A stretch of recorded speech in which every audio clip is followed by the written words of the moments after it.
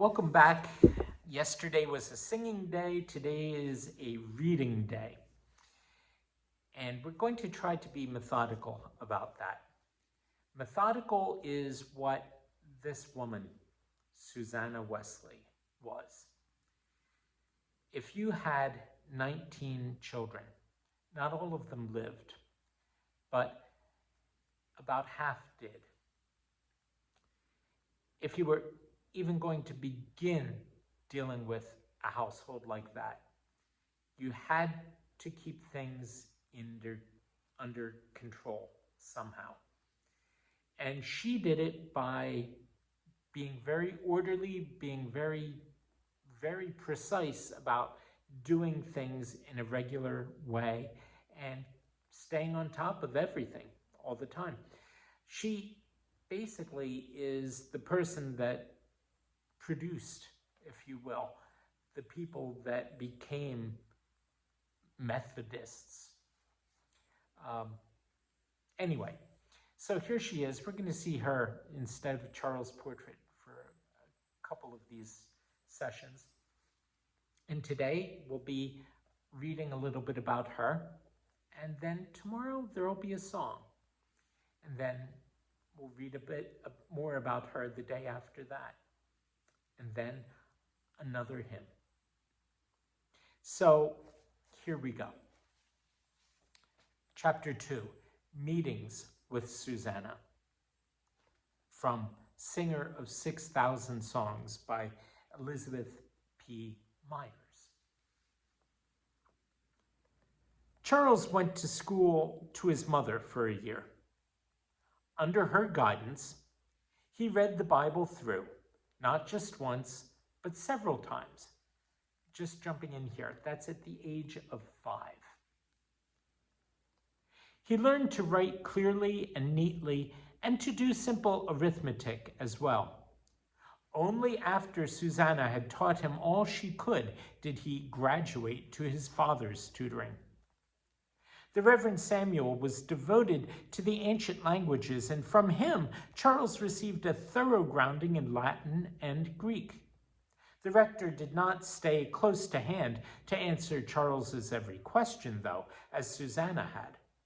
He set the boy a lesson to be gotten by noon, then left him to go about the affairs of his parish. All his life, Charles remembered the peace and quiet of those long mornings in his father's study. From where he sat on the window bench, he could hear only the clank of the windmill in the nearby field or the subdued murmur of his sisters' voices as they went about their household tasks. If he raised his eye from his book and looked out of the window, he could see the orderly rows of flax and, in the distance, the lines of dikes that controlled the water level in the flat Lincolnshire fields. One day, the extreme quiet plus the warm sunshine streaming through the window were too much for Charles.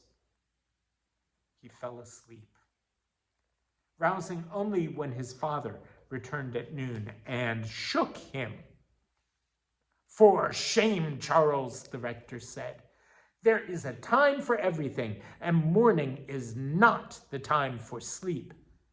Method is all important, my son, method and the disciplined life." "I know," said Charles, who had heard the same words many times from his mother. "And did you get your lesson before you fell asleep? Or are both your time and mine to be wasted while you tardily apply yourself?" "I hope I have it, sir," said Charles, crossing his fingers in a pagan ritual rather than asking the Lord's intervention in such a trivial matter. The rector did not speak of Charles's unscheduled nap at the noonday meal, and he never mentioned it to Charles again. Charles confessed it, though, to his mother at their weekly tryst.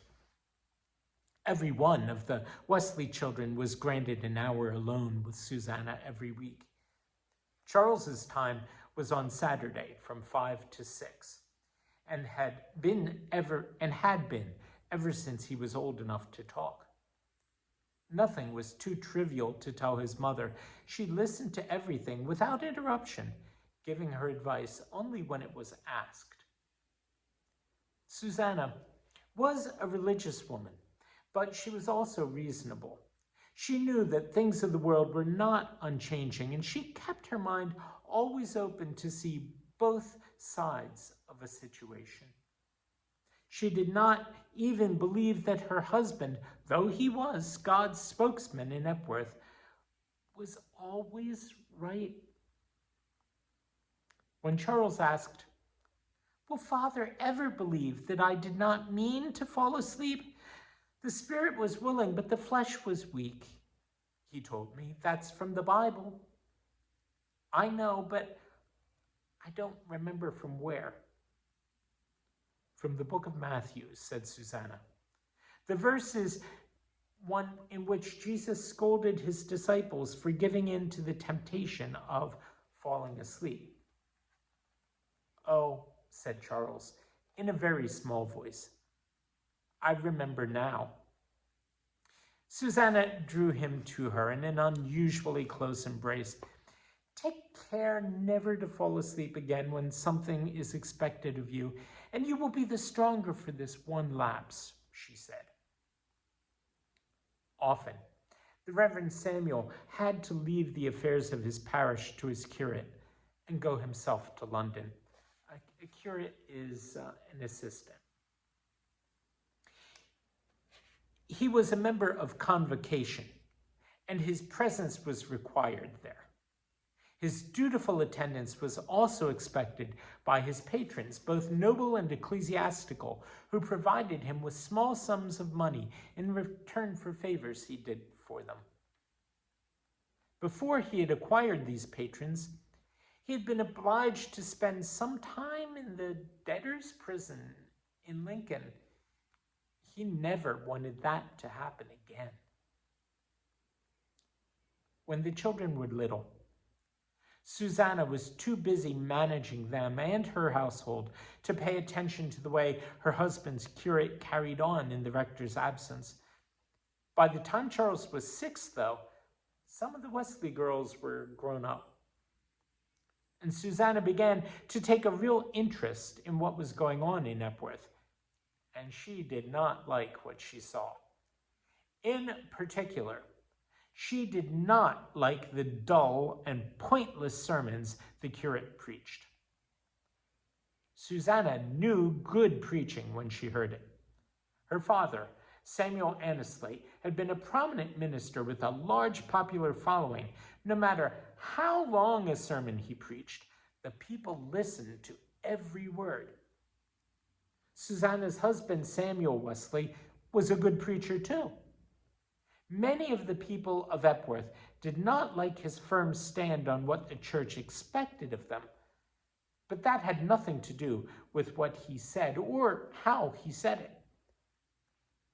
The curate, though, could not attract enough people to fill the first 3 pews. Without Susanna and her children, he would often have preached to an empty church.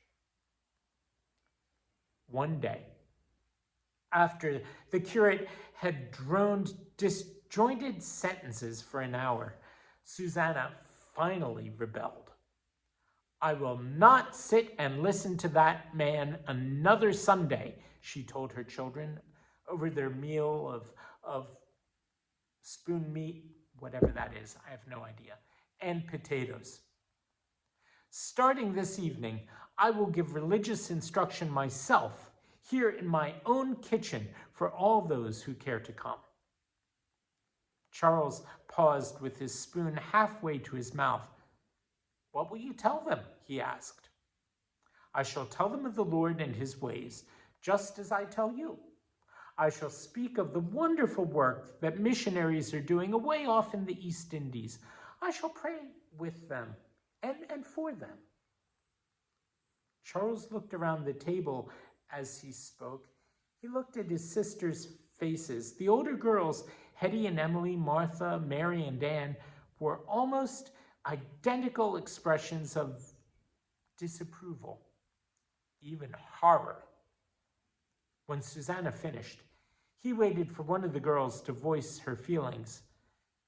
No one spoke up at all. It was so quiet that Charles could hear everyone breathe. "What are missionaries?" Charles asked into the uncomfortable silence. "People sent out from their churches to preach and teach in foreign countries," Susanna explained. She looked at her daughters. "I can see," she said, "that you have learned the fifth commandment very well indeed.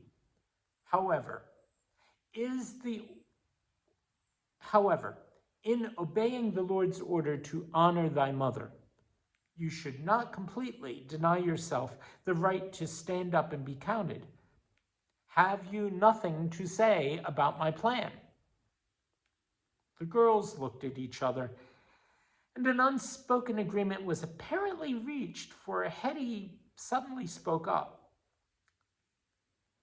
"Religious meetings outside the church are not permissible, Mother," she said.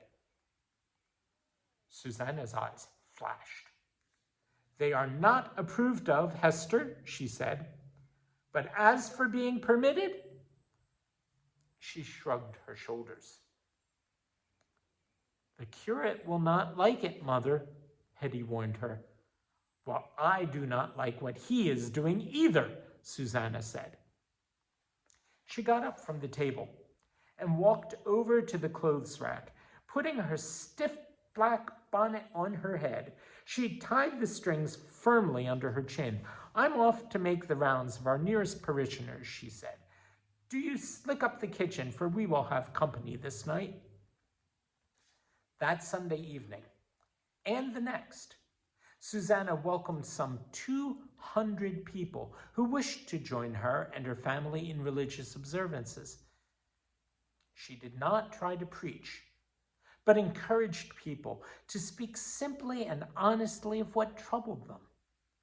She read the Bible to them, and the sessions ended with all present saying the Lord's Prayer together.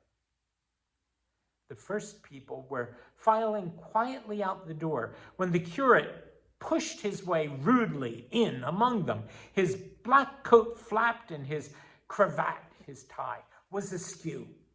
He burst into the kitchen and shook his fist at Susanna.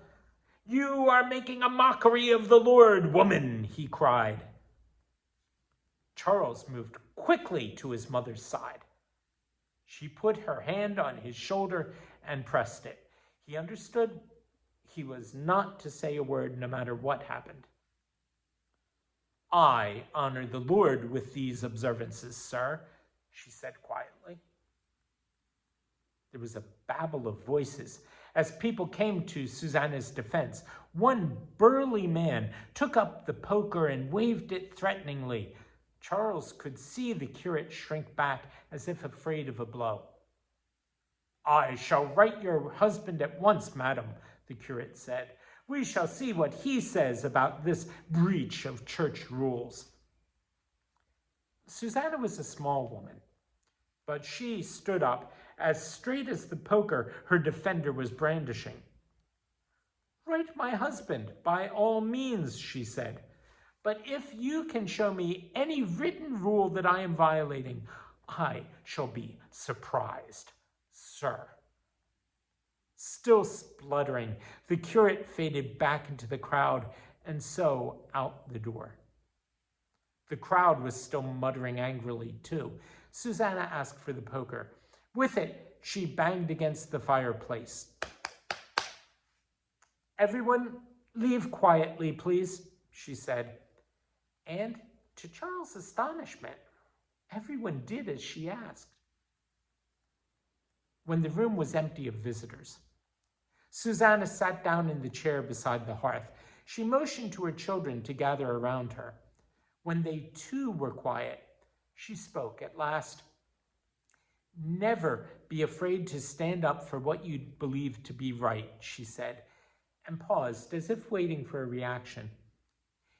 "If God be for us, who can be against us, you mean?" asked Charles, his eyes wide with sudden understanding. His sisters looked at him with astonishment. Susanna herself seemed momentarily at a loss for words. When she did speak, her voice was hushed. "That's it exactly," she said. This time, there was no doubt in Charles' mind that he had made Susanna proud of him. Tomorrow, one of his later hymns.